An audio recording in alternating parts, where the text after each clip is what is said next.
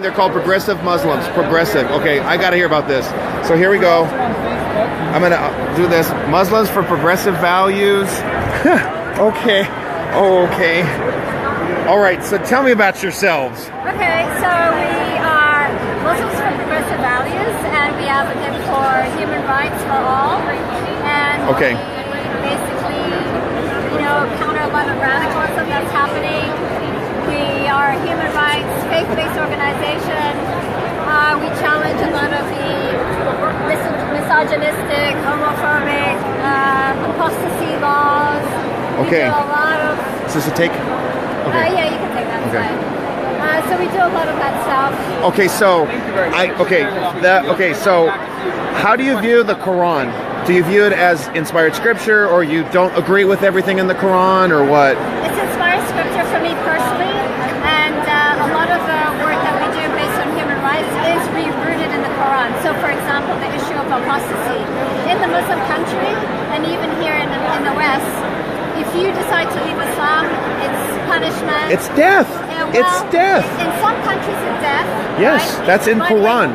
No, it's not in the Quran. Yes, it is. No, it's not in the Quran. Okay, all right. Who's the Muslim? I'm going to let you speak. But that's not the standard. It's about the book, not who's a Muslim. But go ahead. That's what I'm saying. Go ahead. There's Muslim and there's Quran. Okay. There's Christian and there's Christianity. Right? So no, but I'm going to let you speak because I want to hear your side. It's very hard, but I'm going to try. Okay. I'm listening. Please try. You got to be open-minded about this. No, I'm listening. I want to listen. Right, okay. I'm here. Okay, so there's the Quran. The Quran does not say apostasy is punishable by death. None whatsoever. But it's been interpreted, it's been used as a political tool. During Prophet Muhammad's time, he never punished anyone for converting out of Islam. That never happened. Nobody was killed for being an apostate. People converted in and out. It was that free. But what happened was 200 years after he died, there's this second text called Hadith. Yes. That's where the shit happens. That's where all the bastardized stuff happens. Okay. It's not in the So Quran. Hadith is not inspired scripture. No. Hadith is created by men. Politicians. Theologians of the day that said, oh, Prophet Muhammad said this and he did that. 200 years after he died. Matt, you don't have to wait with me. Don't worry. Yeah, I'm sorry. Go ahead. I didn't mean to hold you. 2 years after he died is when the Hadith was written. So after centuries after Prophet Muhammad died and centuries after the Quran was revealed, what you have is these medieval politicians of the day that will create apostasy laws. So they did it because it was for the political gain. So you had to be Muslim. You couldn't convert out of Muslim because they were collecting taxes. Okay. Make sense? But wait a minute. Jews and Christians were taxed, but the Muslims were not taxed. So how, if they're converting out of Islam, it's avoid taxes? Muslims are taxed too. But not as much as the Christians and Jews? Because they had to serve. Because they had to fight for the country. Okay, so they had it wasn't a voluntary thing.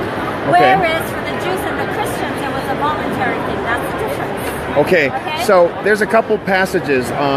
Surah 354, it says Allah is the deceiver of deceivers. So do you take that? Deceiver? Yes, that's the word. I'm telling you, get out your Quran. I'll look at it. Okay. Marka, it's M-R-K. I don't know how. That's an example. Okay. There are other scriptures that say smite their necks. That's in the Quran. Okay, so let's take that one, smite their necks. Yes. That was a particular historical context. Okay. It was during a time when Prophet Muhammad was the governor, like we have the Federation of the United States, where there's a governorship. You practice your laws in Texas different than you do in California, for example, right? Okay. So the same, during Prophet Muhammad, he was a governor of a state. It was called Medina. And they had several Jewish tribes, they had Christian tribes, they had pagan tribes, and they had Muslim tribes, different Muslim tribes. Okay. So they had a pact, that this was the state pact, and we were loyal to each other. Okay. So what happened was there was a Jewish tribe that betrayed. Now there were several Jewish tribes, but there was one Jewish tribe that betrayed the pact. That was, the verse was in reference to that. It was not in reference to smite Jews, period. So it's not about killing everybody. Exactly. And the problem is the radical Muslims take that verse, bastardize it, takes it out of context, And the political anti-Muslim camp take that and spread it as truth. Because that's what you're talking about here. That's right. Progressive left and alt-right? Yes. Okay. So the problem that we're stuck in is we have to fight the crazy Muslim right and the political right that is using the same bastardized version of Islam to substantiate their position. So we're stuck in the middle. And the conservative Muslims are really in the same, perpetuate a lot of the nonsense as well. The misogyny and all that stuff, right? Well, then so how do you... Okay. We progressives are saying both of y'all are wrong. Okay. And the fact is, when you have ex-Muslims and you have radical Muslims and you have the political right, the Christian right, all right, all right, using the same against us, it makes our work really tough. We're fighting radicalism. Period. We don't want, look, 2050, 2050. Okay. is supposed to be the same number of Muslims as Christians. Now you tell me, what kind of Muslims do you want? The head-chopping kind? Misogynistic, intolerant Muslims? Or do you want progressive, inclusive, loving Muslims? You tell me. So my challenge to you, though, is that there are numerous scriptures. I know about Medina and Mecca. I also know about abrogation. I understand that there are passages that have been rejected. Abrogation? Yes. In the Koran. Yes, it is. You could speak to the chief minds in Egypt. I'm responding, and you don't have to agree. But the chief minds in Egypt, which are the premier authorities on Quran and Islam and Arabic, speak to this. Why do you think we have the problem? They are fundamentally, they're rendering it properly. They are fundamentally. Exactly. They take the book at its word. No. Okay, I'm wrong. Go ahead. So they are the liars. So you're saying that they... Okay. They are the liars. They are the problem we have in this world. They are the ones that have inspired Daesh and ISIS. Where do you think Wahhabism are the same nonsense? Okay. But they are revered as an authority. So I don't care. So you don't care. I don't subscribe to that. Is there a progressive imam who is like an authority that you revere? Or so let me tell you. Go ahead. Let me give you a progressive example of an imam of religious authority. In February, and I'm sure nobody noticed it. In February, the religious authorities of Morocco made a decision that apostasy, the religious authority of Morocco, the highest level, they made the decision that apostasy has nothing to do with Islam, that it's a political tool, which is exactly our position. Okay. 10 years. So they reject killing somebody for becoming a Jew or a Christian. Or leaving Islam. And I just want to ask, you're also a progressive Muslim? Yeah. So as progressive Muslims, you don't wear a burqa? That's not what the Quran says. Wearing the hijab, the head covering, not the burqa. Okay. But even wearing the hijab, it's not in the Quran. Hadith? It's hadith. And again, this has a lot to do with culture. There's a book I can recommend if you want to read. It seems like you like to read. Yeah. It's called The Veil and the Male Elite. The Veil and the Male Elite. And it's written by a Moroccan woman, sociologist, theologian, by the name of Fatima Mernissi. Okay, got it. You read that book, and you will understand. You will become as liberated as me. So let me ask you something. So you guys, so you support like LGBT Muslims? Yes. Okay, even though they're being thrown off of buildings. We don't support that. Okay, so you support allowing that. Was there like a Muslim who made like Martin Luther?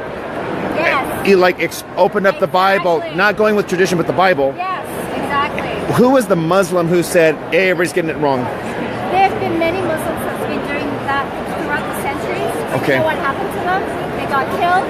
Okay. And in the modern time, they're silenced. And that's one of the reasons when you pick something up. It's called Celebration of Life. And it was that book right there, I guess. Yeah, we highlighted. Do you need it back? Because it was the last one. Yeah, it's okay. Okay. We highlight all the Muslims, progressive Muslims in the Muslim world. They're doing just that. And I know about them. How about there's the black lady, I can't remember her name. She was from Kenya. She went to the Netherlands. She was supposed to get a doctorate. I understand. Yeah, she's an ex-Muslim. Okay, so she's just not a Muslim. Okay, so I want to ask you, let me ask you. Everybody knows her, right? Because why? Because she talks shit about Islam. Well, I know about her because she was shut down and didn't get her degree for wanting to speak out against Islam. That's not true. She has actually supported reformers. PragerU did a video about that. Only recently. But about about 2 books ago, she was going around on all the television circuits, including Colbert, who's a Catholic, and saying... A very liberal one. Yeah. But you know what she was saying in all the media outlets? She says, Muslims should be forced to convert to Christianity because Christianity... Did she say that? She said that! I'm going to challenge that. I want to find that first before I just take you at your word. Yeah, please. And she not only once, but she said it several times. She's an atheist, by the way. I know. But so, I don't know. But she's married to this Neil Ferguson guy. She's married to the historian? Yeah. No way! What a small world. So she wears a big cross now. Okay, I'm sorry, let me finish. That was 2 books ago, and so she said that Muslims should be forced to convert to Christianity because Christianity is the true religion of peace. I would agree with that. And then Colbert goes, hang on a second. Well, what about the Crusaders? Like, so let's go to that next. So what I want to tell you is my answer to that is I agree. Okay, the Crusades is not Christianity. It's not Christ. No, it's not. So you agree? It's not. It's So you're saying to me though that the Quran is not teaching world spread violence and Sharia. It's not teaching that. Look, there's a difference in Sharia and Sharia law. Not currently. I'll give you 2. Are you going to broadcast this? It's already live. Okay. Oh, it is. Yes. Awesome. It is live. Okay, so you're saying there's Sharia and Sharia law? Okay. All right. Sign up on our email list. I've got to go soon now. Okay. So, actually, like 10%. Let me give 1 minute. Sign up on our email list. Sharia is basically in the Quran that says it's a guide to living a spiritual life. It's described poetically as the watering hole that quenches your spiritual thirst. Okay. That's it. NPV, It's a guide. Sharia law is where all the politicians of the day have taken their meaning, their extrapolation of their understanding of the Quran, mixing it with cultural norms of the day, like female genital mutilation, like forced marriage. You oppose that. And you oppose, so I want to make sure, so I want to go to this. As progressive Muslims, so I want to, I hear what you're saying with that, so we're good. So you're opposed to child marriage. You're opposed to... It's not in the Quran. It's totally the antithesis. But that's what Muhammad did. Let's talk about that. But yes, 9-year-old. Let me finish Sharia law first. The Sharia law that is the extrapolation, is the mashup of what the medieval politicians of the day took from the Quran, mixed it up with FGM, blah, blah, blah, all this stuff, called it Sharia law, went to the religious leaders that were on their payroll and said, okay, now you're going to give it the religious approval because if you don't, it's off with your head. Okay, so now we have Sharia law. So that is why Sharia law is I'll see you later. Right. That's why Sharia law is different in the different Muslim majority. Yeah. It's different in Muslim majority countries because it's not in the Quran. It's a 100% man-made construct. That's why it's different. Okay. That's why it changes. Now so let's get away from the violence. Let's talk about theological issues. Jesus, what's your take on him then? Jesus is our prophet. We believe in Jesus. We follow Jesus. Jesus is mentioned more times than Muhammad is. Really? We have the chapter on Mary, the mother of Jesus. I mean, he was born as a virgin. You recognize that? Okay, but you don't recognize him as God. Why? Because that's the difference in Christianity and Islam. Is that that's the difference, and that is that he is a prophet. And it's just so if he's a prophet, and do you accept the argument that prophets can't lie? Prophets cannot lie, correct? Jesus said, I am the way, the truth, and the life. Jesus said, no, there's no other way to the Father but through me. So which is it? Was he lying? But that's a clear Christian theology. But if you believe that as a Christian theology, then it's your right. And I want to ask you something else to add to this so that you can respond. So I can't talk to you. I'm alive, right? One last thing. Okay, you revere the Quran has the Gospels for the Christians, the Torah is for the Jews, and the Quran is for the Arabs. But then in a later Islam, Islam, okay. But later it says in another part of the Quran that Islam is for the world. So which is it? It says that, you know it does. It's in the Quran. Which is it? It's because it's a guide. It's not, But which is it? I'm just saying. So that's the first thing. That's a challenge I have. No, but it's not supposed. Okay, hang on. Where was Christianity revealed and where was Judaism revealed? So we'll start with the Jewish faith. Moses is recognized by tradition. And Moses is also a prophet of And Moses Islam. came before. So And Abraham is also a prophet of Islam. okay, now I want to say this. Moses said there will be a prophet greater than I. So that's in Deuteronomy. You revere those books then, do you not?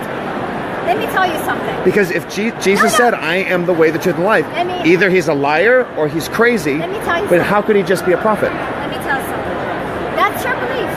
I mean, it's a question, not even a belief. No. You're trying to debate religion right now. I think this is more of a political... No, I'm allowed to do that though because that's the fundamental. But that's a good point. But so I'll let you wrap it up. I know you want to talk to other people, so we'll wrap it up. One second. Thanks for waiting. Okay. I'm sorry. Thank you for your time. Okay, so basically,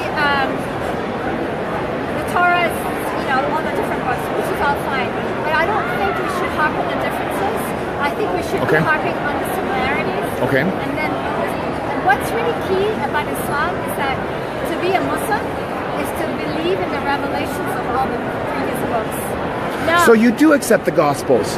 You do accept them. Yes. Okay. Thank you for clarifying that. But the thing about it is that I think, when you come to me about Quran this and Quran that, and a lot of your interpretation of the Quran is actually the radical interpretation of Quran. And so what I'm challenging you and your audience is that you should go to our website and read our progressive... I have your card. Yes. You have a card. Let me get one just in case. I mean, our progressive interpretation, which is not a new interpretation, like I said, it has actually come through the centuries. And that's why after 11 years we're still standing, because the Orthodox Muslims cannot challenge us, because they know what we are talking about is really rooted in the Quran. Okay. Period. Got it. Do you have your own card with your own name? Or if you could write your name on it. Okay. Because that's your number? Yes. Okay. And then you can... So I know I took a considerable amount of time and I appreciate it. People need to, this is it guys. Muslims for Progressive Values. Thank you so much, and I want to make sure I got this. Ani? please don't send me hate mail. No. Because I get so much. You're jumping, please don't jump to that conclusion. No, I listened to you. Yeah, we may not have agreed. Not you, but some... So I'm just... You should say that too. We get so much hate mail, it's just unacceptable. Okay, I got it. All right, everybody, so this is Muslims for Progressive Values at Politicon.